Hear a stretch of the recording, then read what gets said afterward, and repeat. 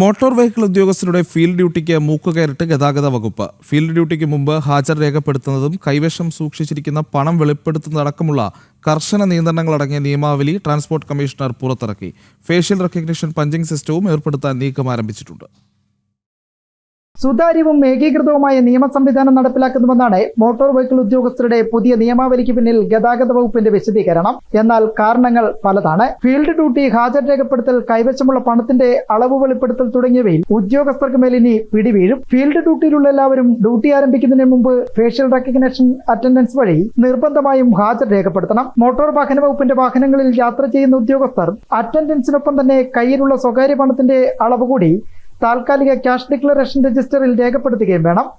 സ്വന്തം വാഹനങ്ങളിൽ ഡ്യൂട്ടിക്കെത്തുന്ന ഉദ്യോഗസ്ഥരാകട്ടെ ജോലിസ്ഥലത്തെത്തുമ്പോൾ തന്നെ കൈവശമുള്ള പണത്തിന്റെ വിവരങ്ങൾ വ്യക്തമാക്കണം.